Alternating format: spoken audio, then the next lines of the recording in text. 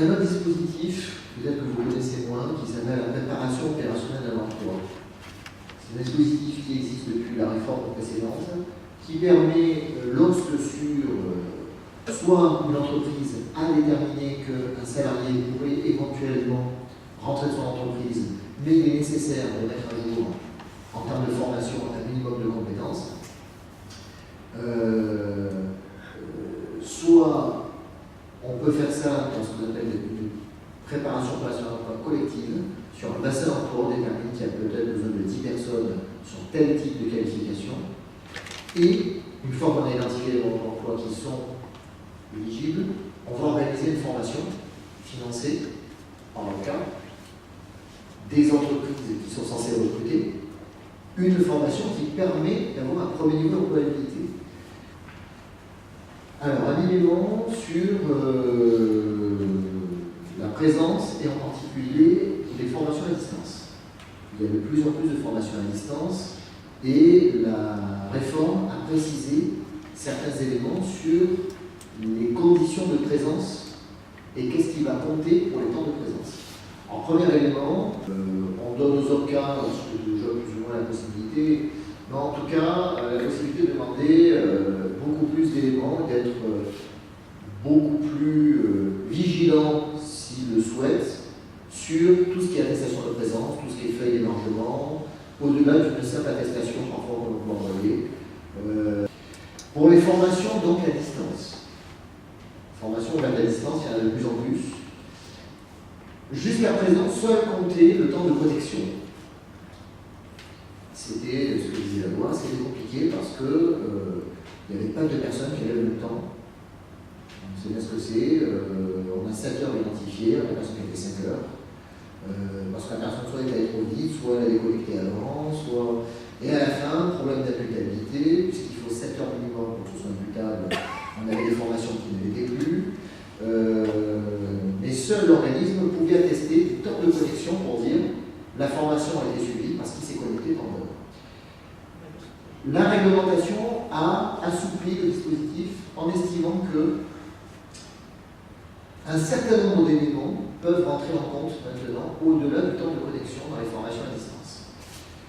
Donc, dans les justificatifs qui permettent d'attester, il peut y avoir éventuellement le temps, parce qu'on peut demander des travaux à réaliser en intercession, et estimer qu'un travaux en intercession de connexion peut être estimé à telle durée. Ça peut rentrer dans le temps, puisqu'en présentiel, c'est un temps de travail qui aurait pu se faire sur le temps de formation.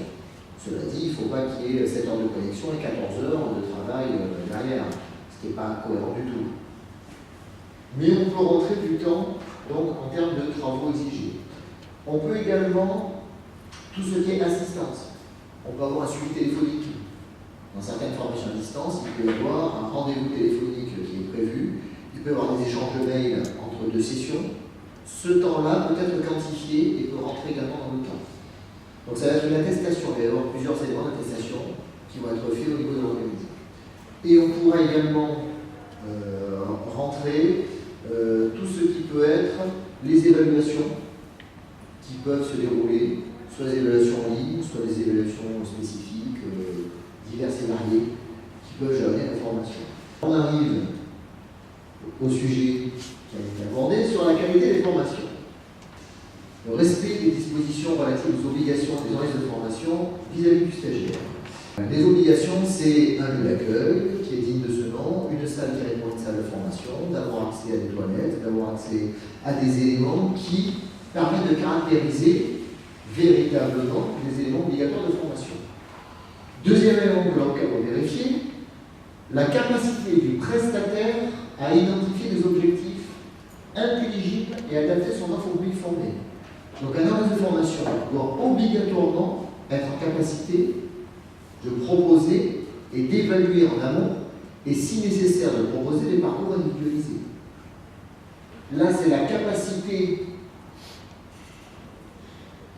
de l'organisme de formation à identifier des objectifs, tout simplement à faire un cahier de charge à la demande de son prestataire quel qu'il soit, avant de prester une formation. Même inter, ça veut dire pour arrêter, ça veut pas dire que je vais adapter ma formation inter à chaque public. Ça veut dire qu'en fonction de l'identification des besoins de mon entreprise et du salarié, je vais proposer la bonne formation qui existe déjà dans mon catalogue. Par contre, j'ai un niveau 1, j'ai un niveau 2, j'ai un niveau 3 sur un même thème, je ne vais pas proposer le niveau 3 à tout le monde. Je suis capable de proposer le niveau qui correspond au niveau du salarié. C'est ça aussi que ça veut dire, tout simplement.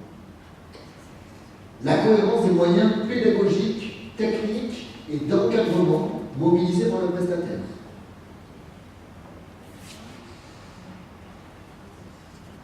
Donc, on va retrouver ça, sur les formations qui nécessitent du matériel, des formations informatiques avec des logiciels spécifiques, donc il faut-il d'être en capacité d'avoir véritablement le matériel, des formations techniques, des formations de conduite engin, quand faut-il que l'organisme ait le matériel pédagogique en face. Mais c'est valable pour toute formation qui nécessite des moyens pédagogiques plus ou moins complexes qui doivent être mis en œuvre. Là, il faut le reconnaître, certains, malheureusement, n'ont pas la capacité des moyens pédagogiques des formations parfois qu'ils proposent. Alors, il y a des choses dans tout ça qui paraissent des évidences, mais à la fois, on est tous d'accord de dire que c'est vrai que tout le monde peut-être ne le fait pas, sur chaque élément. La capacité du prestataire à mettre en place un système de suivi pédagogique et d'évaluation adapté. Ça veut dire qu'on est censé pouvoir, pour tout type de formation, mettre un système d'évaluation. Alors, il y a un système d'évaluation obligatoire, qui est l'évaluation à chaud que l'on remplit, que l'on fait remplir aux stagiaires en fin de formation, sur les objectifs pédagogiques, sur le déroulement, sur l'animation. Cela dit, on parle de suivi pédagogique.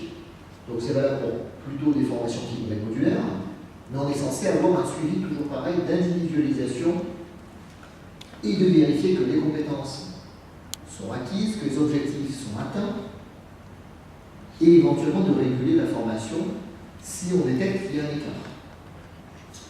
Et enfin, on y arrive, c'est les formateurs.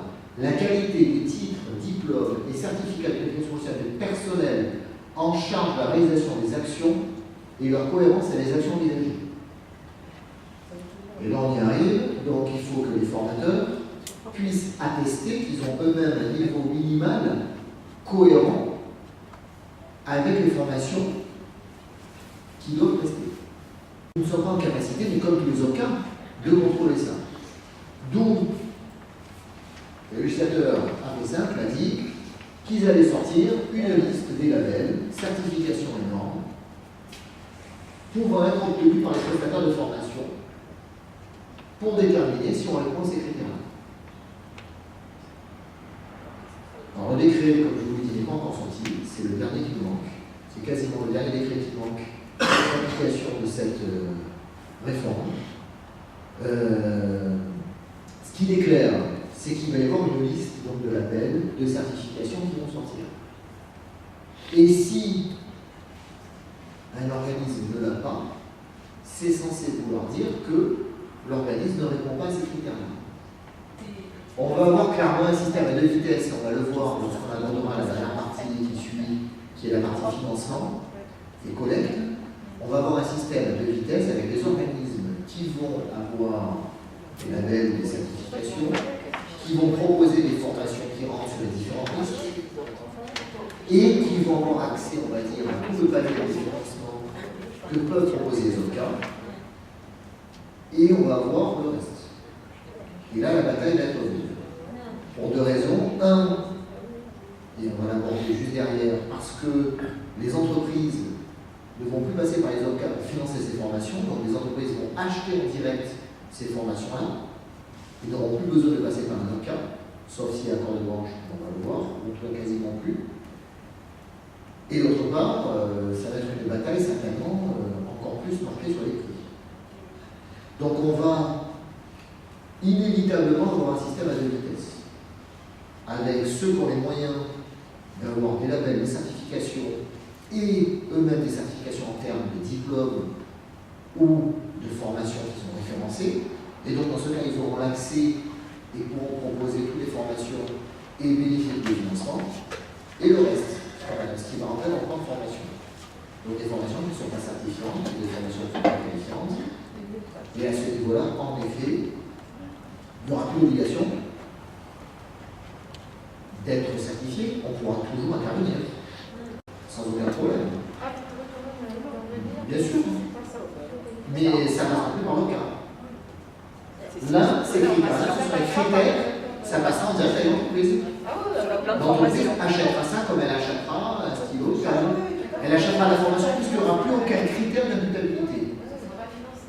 Non, puisqu'il n'y aura plus aucun critère d'imputabilité. Les critères d'imputabilité disparaissent. Sur les actions de formation, on va le voir sur la collègue, une petite partie, s'il n'y a pas l'accord de branche, va passer par les OCA. L'essentiel va passer en direct. Donc, actuellement, c'est 7 heures la durée minimale. Si quelqu'un en est proposé 4 heures, il propose en 4 heures. Ça ne changera rien, puisque l'entreprise pourra acheter ça comme elle peut acheter n'importe quoi. Et l'entreprise n'aura même plus d'obligation de justifier, puisqu'actuellement l'entreprise remplit un document qui s'appelle la 2483, qui est un document obligatoire administratif, où elles doivent remplir, c'est la dernière année, cette année qu'elles remplissent ça, où elles doivent justifier des dépenses de formation qu'elles ont fait, soit auprès d'un avocat, soit en direct. Ce document il disparaît. L'année prochaine, ce document, l'entreprise n'a plus à justifier qu'elle a des dépenses de formation. C'est fini. Non, c'est monumental. Le changement est très fort. Il n'y a plus ce document-là. L'entreprise n'a plus à justifier qu'elle dépense les fonds de formation dès l'année prochaine. Elle achètera ce qu'elle veut, à qui elle veut, même si on a fait une euro d'argent. Ça n'a plus d'importance, puisque ça passera plus par le cas. Pour une entreprise, de vitesse. Voilà. Pour une entreprise, c'est une démarche. C'est normal. Comment ça marcherait votre développé? Aucune idée. Les entreprises vont chercher pas à Alors, on va voir au niveau. Alors, je termine si vous voulez la partie finance, là, et on va passer à la partie collecte. On va le voir avec la partie collecte, si vous voulez. Excusez-moi. On y arrive sur la partie collecte, vous allez comprendre ce que je vous dis. Je vais répondre. C'est sur moi. Moi j'avais compris dans ce qu'il prévoyait, donc là on ne connaît pas encore le décret, mais dans ce qu'il prévoyait avant l'apparition du décret, c'est que l'OPCA aurait ce rôle de vérifier la qualité des organismes, mais que le législateur suggérait que ce soit via des certifs, des labels, mais que l'OPCA aurait de la marge de manœuvre s'il voulait faire autrement. C'est un peu l'esprit du texte. Alors, en effet, si le décret dit suggère, je crains qu'il ne dise pas suggère. Ouais. Mais s'il dit suggère, vous avez raison. On laissera libre champ à la branche de déterminer quels sont les. C'est le décret qui dira ça. Hein. Absolument. C'est ce décret-là, qui n'est pas des moindres, qui va déterminer ça. Là, ce que je dis, c'est les pistes que l'on a vu sortir. Oui. Okay. Mais les dernières discussions, elles ont tourné court. Donc c'est vrai que tout dépend du décret s'il rend obligatoire le label ou la certification, ou si en effet il donne une indication de qu'est-ce qu'il peut être, et qu'ensuite il indique à chaque branche de déterminer qu'est-ce qui lui paraît être pertinent. Mais dans tous les cas, il ne peut pas rien y avoir. Oui. Même s'il laisse aux branches le choix, la branche va devoir toucher soit dans ce que conseille la loi, soit peut-être autre chose, mais il faudra bien définir quelque chose. Tout simplement parce que l'OPCA n'aura pas les moyens de contrôler. Et si l'OPCA ne fixe pas un critère de qualité qui lui semble le bon, si la loi lui permet de lui laisser le choix, il faudrait bien qu'il définisse. Parce que le texte, par contre, est très exigeant aussi envers les OPCA, en disant vous devez vérifier ça. C'est bien beau. Mais. C'est une mission.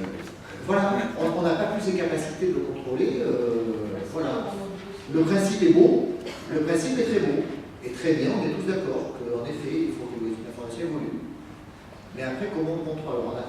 La tendance française, c'est de mettre un label. Dans notre secteur, on a des labels, dans le secteur architecture, on a un label par la branche architecture qui fait qu'on est référencé auprès de la branche.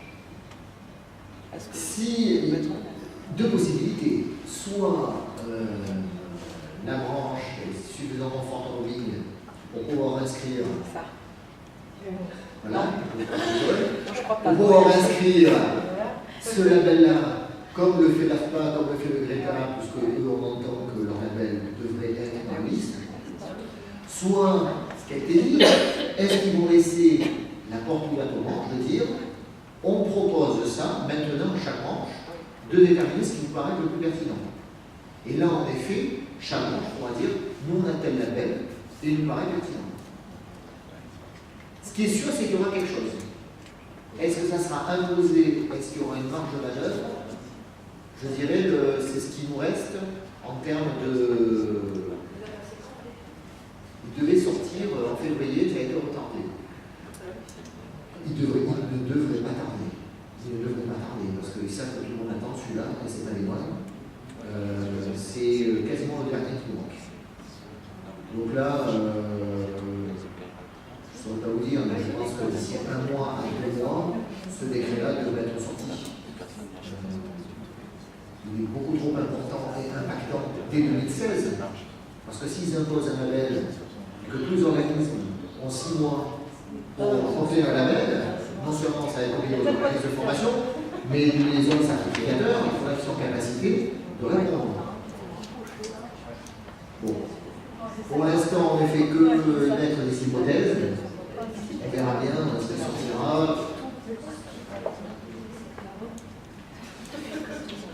Alors, actuellement, puisque la dernière collecte sur ce système-là, c'est cette année. Donc, en février, c'est le mois de collecte des autres cas, évidemment, thèse d'apprentissage. On va le voir, ça change aussi au niveau de la thèse d'apprentissage.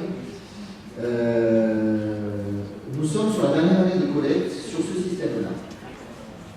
Ce système-là existe quasiment depuis plus de 20 ans. Il a évolué, mais comme je vous l'ai dit, on va voir beaucoup d'années. Les moins de 10 salariés versent actuellement 0,4% de leur masse salariale annuelle de l'année N-1. Donc là, nous sommes en février. Elles doivent verser à leur cas avant fin février cette cotisation-là sur les salaires de 2014. Donc 0,4% de la masse salariale de 2014 au titre du plan de formation. Et 0,15% de la masse salariale au titre de ce qui s'appelle la professionnalisation. Ça finance les contrats de professionnalisation et les périodes de professionnalisation. Ce dont on en parlait tout à l'heure. Donc, les moins de salariés ne participent que sur le plan et sur la partie professionnalisation. On a une tranche qui est les 10-19 salariés, qui, elles, versent, donc les moins de 10 versent 0,55% de la masse salariale pour toutes les cotisations de formation. Se rajoute à ça l'apprentissage. Je ne vais pas initier l'apprentissage. Les 10 à 19 versent 1,35% de la masse salariale. 0,9% au titre du... Alors là, c'est inversé. C'est inversé. Désolé, les couleurs sont inversées. C'est 0,9 au titre du plan de formation et 0,35 au titre de la professionnalisation. Donc elles ont 0,9% de leur masse salariale pour financer les actions de formation, quelles qu'elles soient.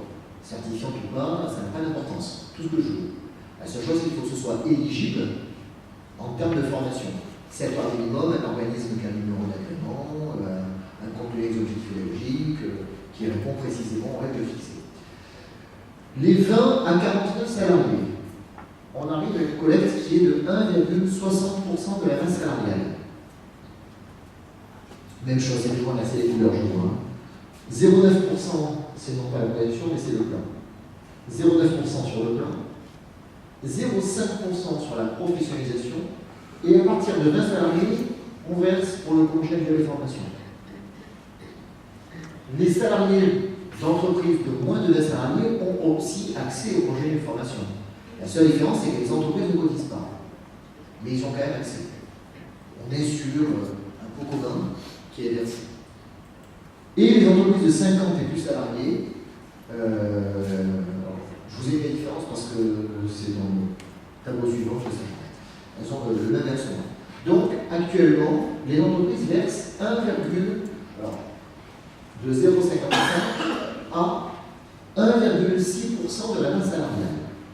1,6, dont 0,9 sur le plan de formation. Ceux qui vous concernent, pour la plupart, soit lorsque vous intervenez, soit lorsque vous demandez des formations. À partir de l'année prochaine, on voit, se rajoute, on en avait 3, on en a 5. Se rajoute donc le CPF, puisque maintenant, le compte personne formation a une collecte dédiée, et on va le voir, et ce qui s'appelle le FPSPP. Alors le FPSPP, c'est le Fonds paritaire de sécurisation des parcours professionnels. Alors cet organisme existait déjà depuis 5 ans. La différence, c'est que l'entreprise ne versait pas directement à cet organisme. C'était le cas sur l'ensemble de sa collecte qui versait à cet organisme. Qu'est-ce que fait cet organisme? Il finance les actions plus en faveur, on va dire, de l'emploi. Il a financé ce que j'ai rapidement parlé tout à l'heure, qui étaient les parcours opérationnels à l'emploi, c'est-à-dire les parcours de formation pour les demandes d'emploi. Il va financer également les périodes de chômage partiel et les formations qui sont initiées dans le cas du chômage partiel. Il va participer également au financement complémentaire pour les contrats de professionnalisation pour certaines branches. Donc il intervient pour différentes prestations liées plutôt, on va dire, à l'emploi et aux difficultés d'emploi. Et ce sont les branches nationales, donc les OCA, qui vont solliciter, qui vont leur demander de l'argent pour financer des dispositifs particuliers à chaque branche. Alors on reprend le même système. Pour les moins de 10 salariés, finalement, rien ne change. Alors, oui, ce qui change, c'est la part. Mais la collecte globale ne change pas, on est à 0,55. On a une partie sur le plan de formation qui est 0,4% de masse salariale et 0,15% au titre de la professionnalisation. Pour les 10 à 49 salariés, alors il y a beaucoup de couleurs.